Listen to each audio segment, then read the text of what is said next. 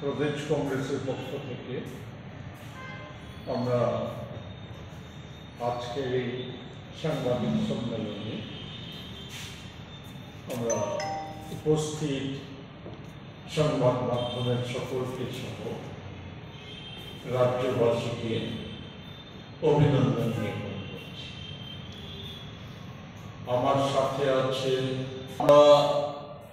প্রধানত আজকে যে বিষয়টার উপর রাজ্যবাসীর আলোকপাত করতে চায়, সকলেই জানেন সারা দেশ এই সময়ে সবচাইতে একটা বিষয় গুরুত্ব পেয়েছে। একদিকে যখন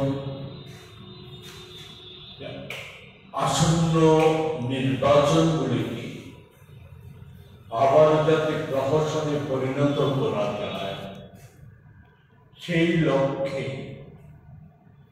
নির্বাচন কমিশনকে দিয়ে এসআইআর চালু করা হয়েছে, যা বিহারকে কেন্দ্র করে শুরু হয়েছিল।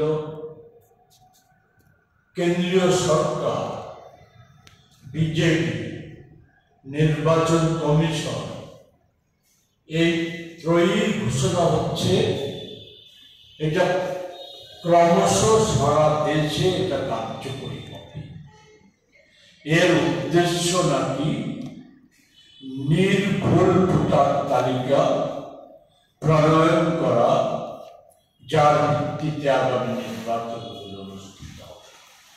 আমি আজকে এই সাংবাদিক সম্মেলনে সে বিষয়ে বিস্তারিত যেতে চাই না, সেই সম্পর্কে শুধু এতটুকু বলতে চাই যে এই এসআইআর বিহারের কথাই যদি ধরি, প্রায় 8 কোটি ভোটার, এটা সম্পন্ন করতে অধিক দিনের যে অভিজ্ঞতা, 1.5 থেকে 2 বছর সময় লেগেছে যথাযথভাবে এটা কার্যকরী করতে।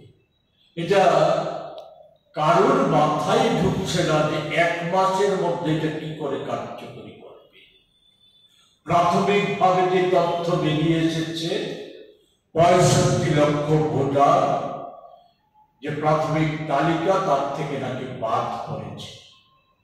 এক্ষেত্রে ডিজিটাল ভোটার লিস্ট দেওয়ার দাবি কংগ্রেসের পক্ষ থেকে, জাতীয় কংগ্রেসের পক্ষ থেকে করা হয়েছিল।